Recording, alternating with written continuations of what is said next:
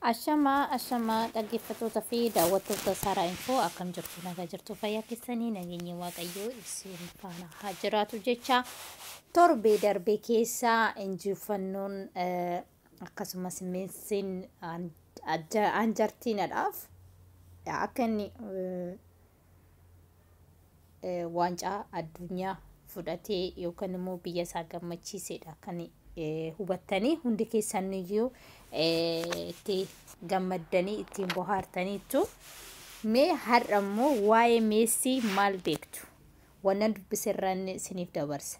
Waa'ee Meessii maal beektu? Mee hanga dhuma sagantaa kiyyaatti nafaan waan affeerraa kooti. Taphoota professionala kuma ol taphateera Meessiin jechuudha.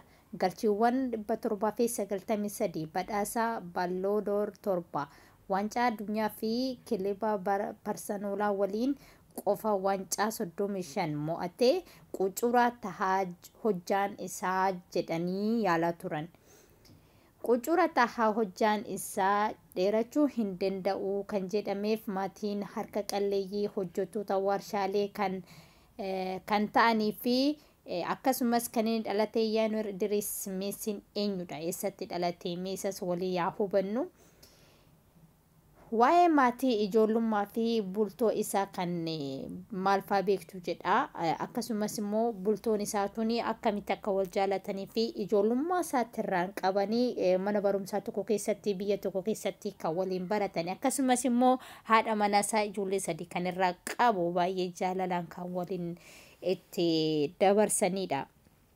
Akkasitti kanan dubbisirraa kanan hubadhe. Mee hiriyyaan isaa tuni eenyu jedhamti? Hiriyyaan isaa ijoollummaa gaa'ela waliin ijaarrate, ijoollummaa isaatiin kan gaa'ela wajjin ijaarrate eenyu jedhamti jedhama.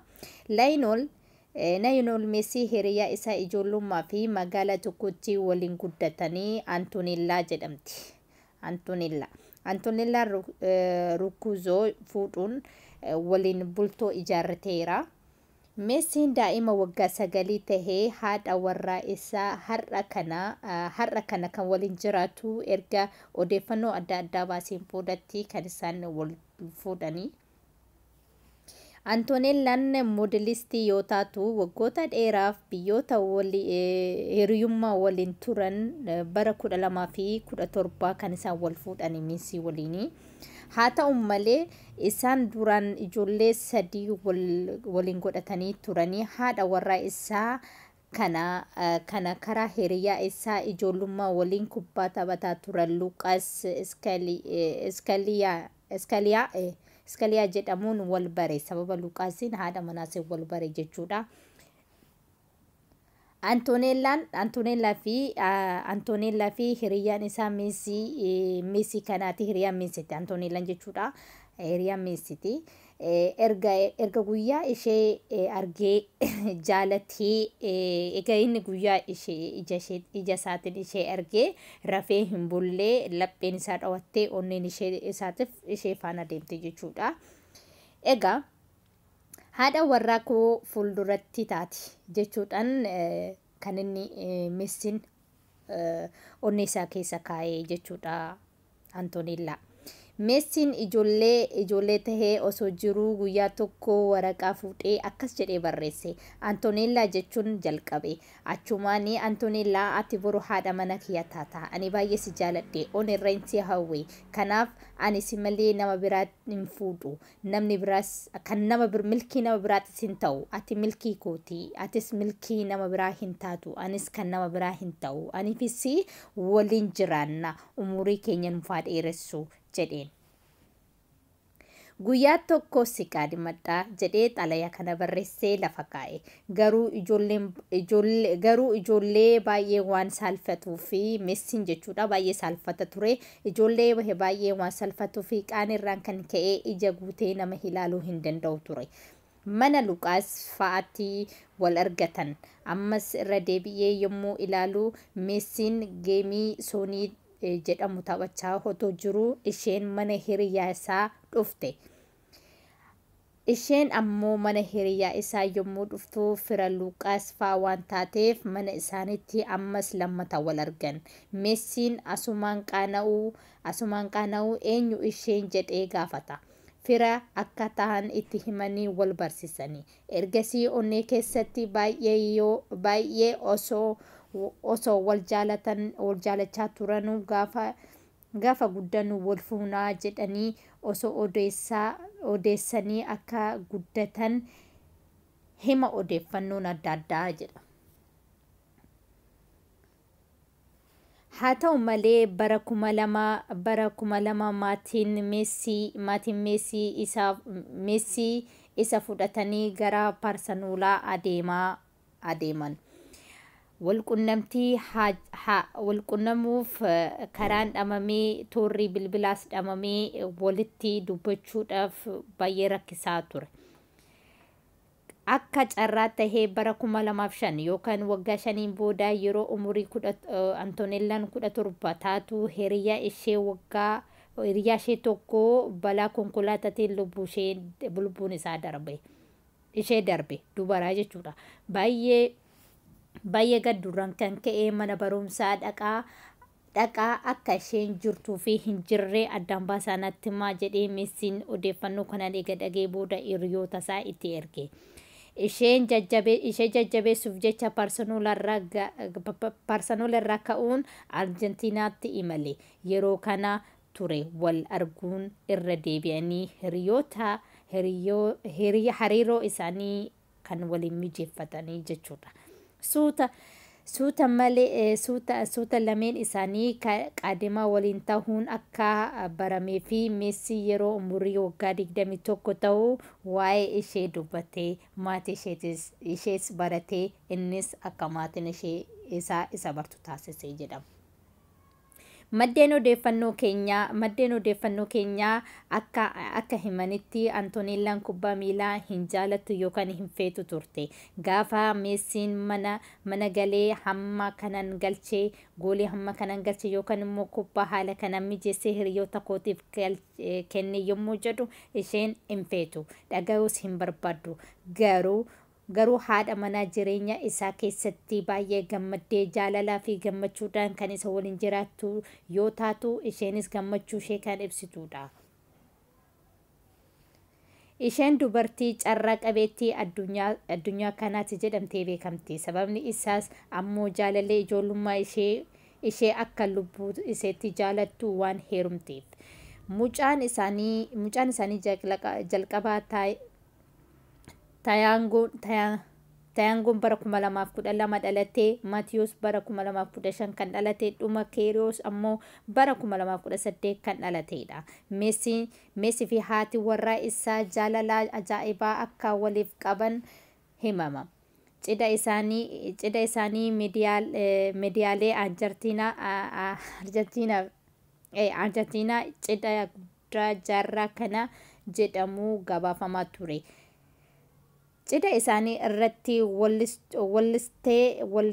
wallistuu beekamtuun Koolombiyaa fi dhiyeenya abbaa warraa ishee taphataa Barseloonaa ture Jiraard Piikeen waliin hiiktee Shakiiraa turte.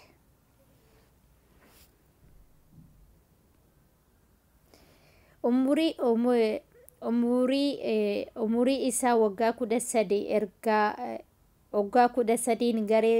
garee guddattoota Barseloonaa umurii waggaa 14 galuun taphoota 14 irratti galchii 21 lakkoofsise. Barseloonaan taphataa raajii argine jechuun yeroo umurii isaa waggaa 16 guutuu garee taphattoota ga'eessotaa yookaan seenorii galchuun tapha mijummaa irratti taphachiisan. Mootii kubbaa miilaa addunyaa amma akka bakkalchaa barii fuula deeggartoota isaa ibse Lionel Messi jedhama. Magaalaa Rosario Arjentiinaa Alintii 1987 dhalate.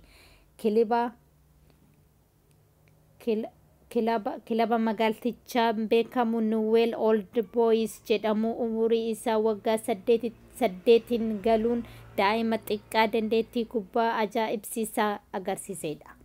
Haa ta'u malee hiikamoonni qorannoo gaggeessuu hanqina hormoonii hojjaan isaa gabaabaa waan ta'eef yookaan cuqursa isa taasisaa kubbaa taphachuun jechuudhaan irraa dhorkuuf yaalanii turu.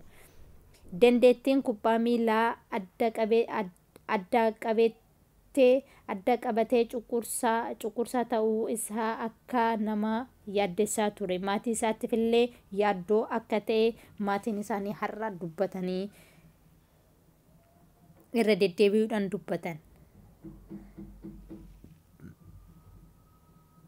Abbaan isaa Horjee fi harmeen isaa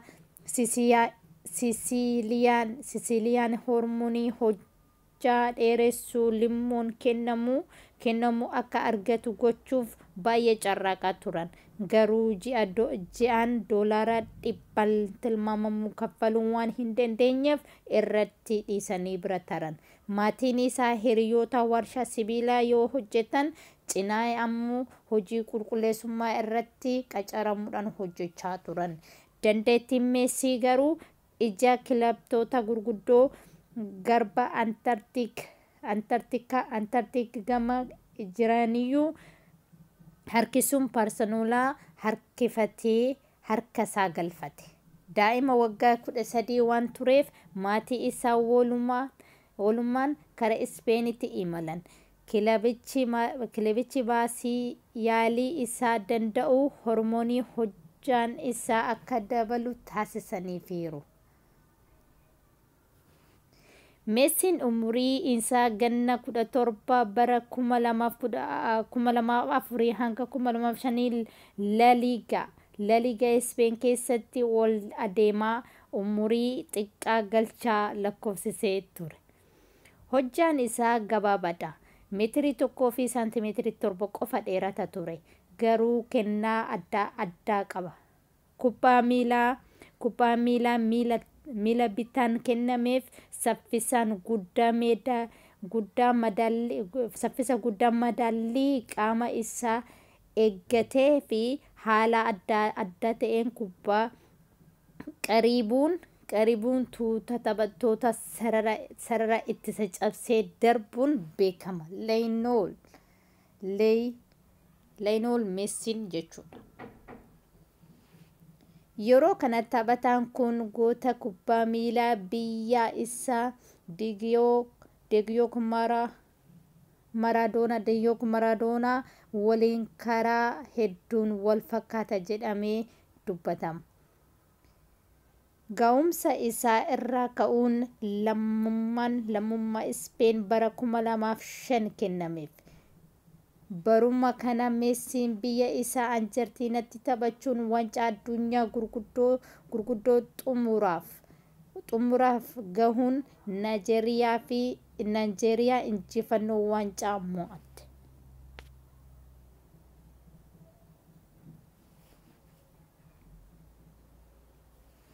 Yeroo Meesiin addunyaa mul'atu Barseloonaa taphattoota jajjaboo akka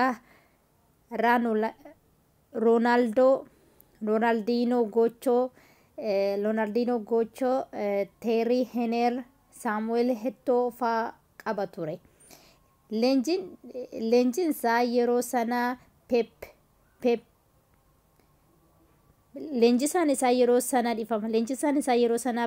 Guardiola taphattoota maqaa adda qaban Samuel Eto'o fa'aa duubatti dhiibuun Meesiif carraa kennaa ture. Addatti bara 2009 Barseloonaa waancaa shaampiyoonaa liigii La Ligaa fi Suuper Kaappii Ispeen akka mo'atuuf shoora olaanaa taphateera. Yeroo kana taphataa cimaa addunyaa jedhamu badhaasa Ballon isaa jalqabaa fudhate. Waan baay'eedhaan ana fakkaata dirree irratti gaggeessaa cimaa